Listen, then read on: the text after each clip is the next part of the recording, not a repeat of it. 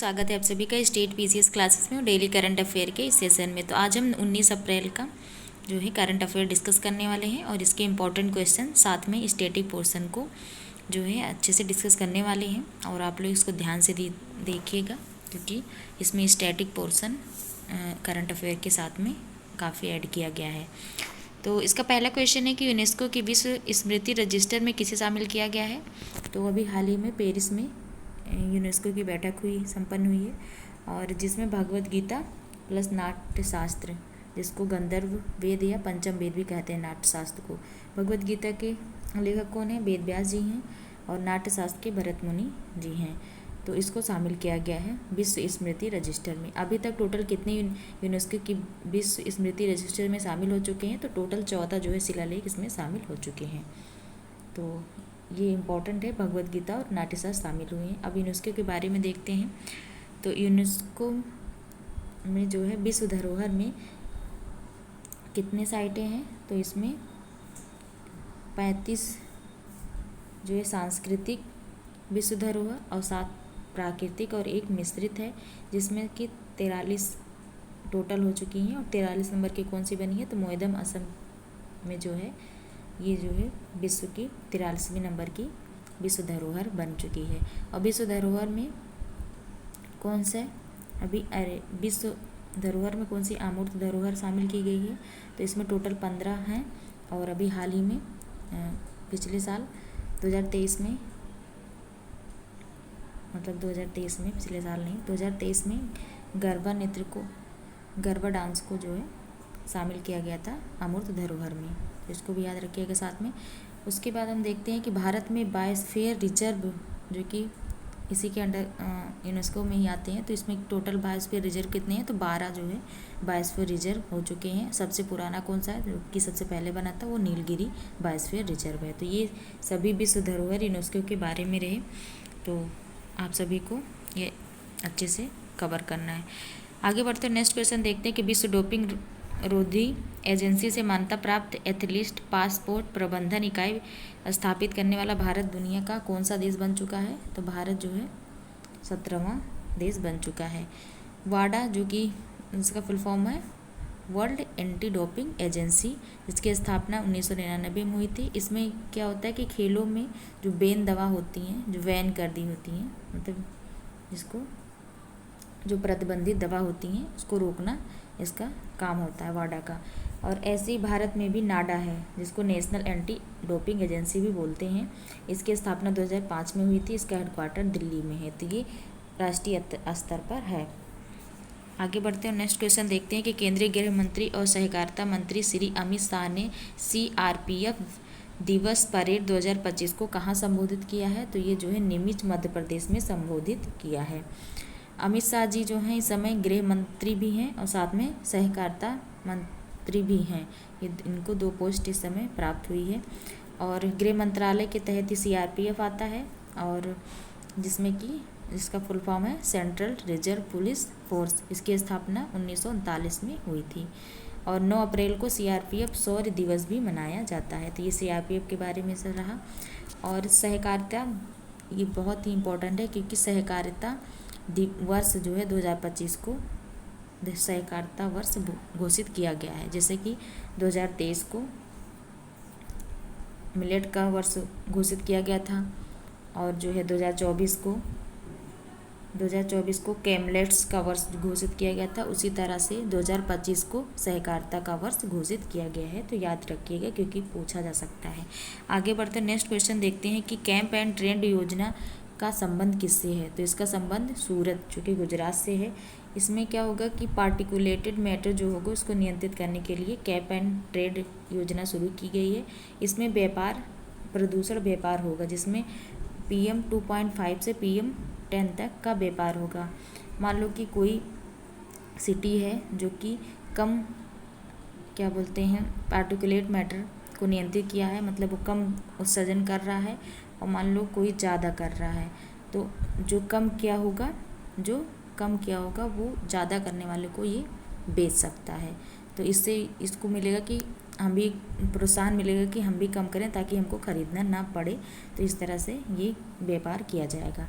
आगे बढ़ते हैं, नेक्स्ट क्वेश्चन देखते हैं कि एडीबी ने किस राज्य के औद्योगिक इंफ्रा डेवलपमेंट के लिए 85.4 मिलियन डॉलर का ऋण मंजूर किया है। तो ये जो है त्रिपुरा के लिए इतना ऋण 85.4 का जो है ऋण मंजूर किया गया है, जो कि विनिर्माण को बढ़ावा मिलेगा इससे और स्वदेशी उद्योग को भी इससे बढ़ावा मिलने वाला है। एडीबी का जो है 69 नंबर का सदस्य कौन बन चुका है, तो इजराइल एडीबी का 69 नंबर का मेंबर बन चुका है। और इसके अध्यक्ष इस समय कौन है एडीबी के, इसको एशियन डेवलपमेंट बैंक भी बोलते हैं, इसका फुल फॉर्म है एडीबी का। इसके इस समय हेड है मासातो कांडो है और इसका हेडक्वार्टर कहाँ पे है, तो इसका हेडक्वार्टर मनीला फिलीपींस में है। तो एडीबी के बारे में रहा। और ये जो है इंफ्रास्ट्रक्चर डेवलपमेंट के लिए किसको मंजूरी दे दी गई है, तो त्रिपुरा को मंजूरी दी गई है औद्योगिक इंफ्रा डेवलपमेंट के लिए। आगे बढ़ते हैं और त्रिपुरा के बारे में देखते हैं। तो त्रिपुरा राज्य की स्थापना कब हुई थी, तो त्रिपुरा साथ में मिजोरम और मणिपुर की स्थापना साथ में ही हुई थी। 21 जनवरी 1972 को यह राज्य बना था। इस समय इसके सीएम कौन है, तो मणिक शाह जो है इस समय वर्तमान में इसके सीएम है। और यहाँ पर नेशनल पार्क कौन सा है, क्लाउडेड लेपर्ड नेशनल पार्क है। यहाँ पर महोत्सव मनाया जाता है, जैसे कि गरिया पूजा, केर पूजा, ये सब महोत्सव मनाए जाते हैं। यहाँ की भाषा कोक बरोक है और बांग्लादेश और त्रिपुरा के मध्य 0 लाइन है। ये भी इम्पोर्टेंट क्वेश्चन है ज्योग्राफी का कि बांग्लादेश और त्रिपुरा के मध्य कौन सी लाइन मतलब सेपरेट करती है एक दूसरे को, तो वहाँ पर जो है 0 लाइन सेपरेट करती है।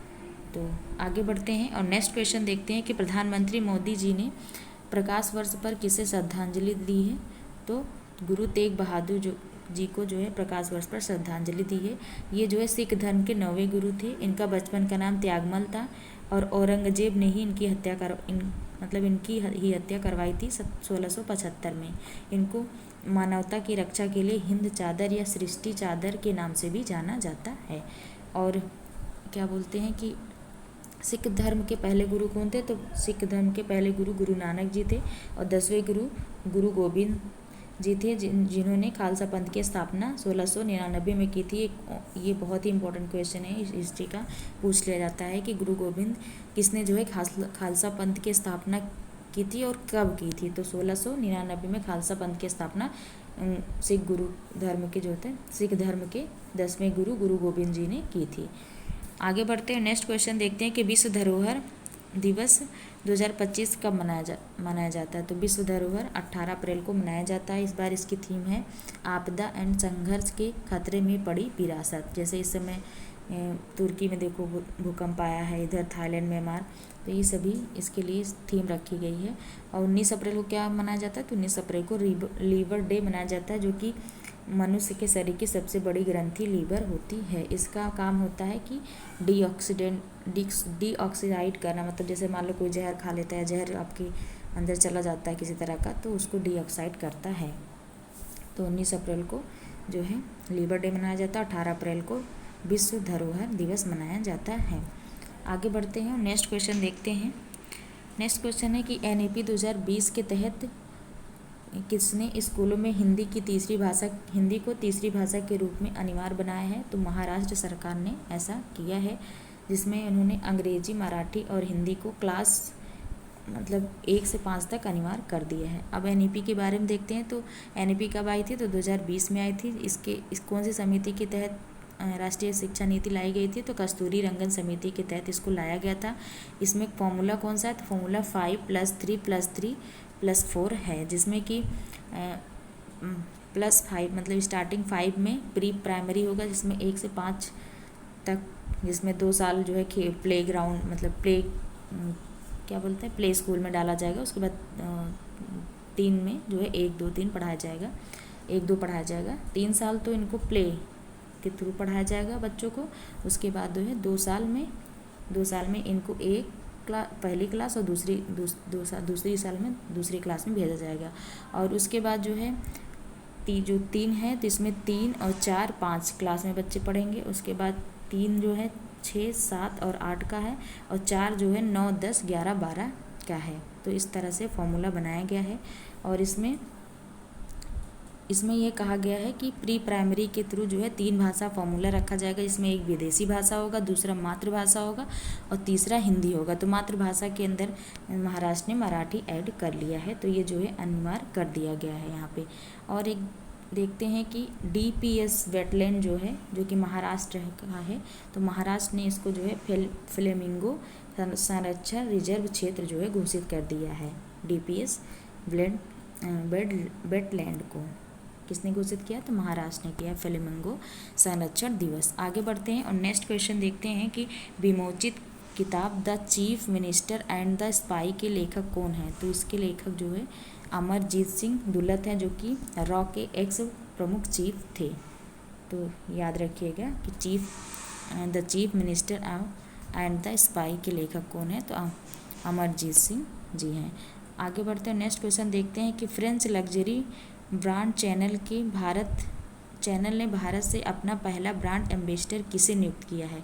तो जो लग्जरी ब्रांड है, फ्रेंच लग्जरी ब्रांड है, इसको जो है इसके ब्रांड पहली भारत से कौन ब्रांड एम्बेसडर चुनी गई हैं? तो अनन्या पांडे जी चुनी गई हैं।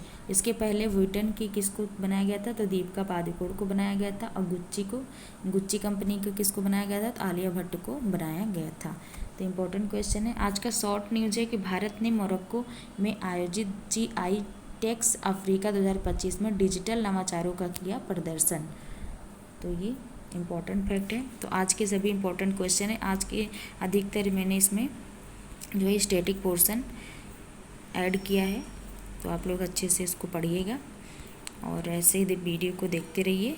वीडियो देखने के लिए बहुत बहुत धन्यवाद।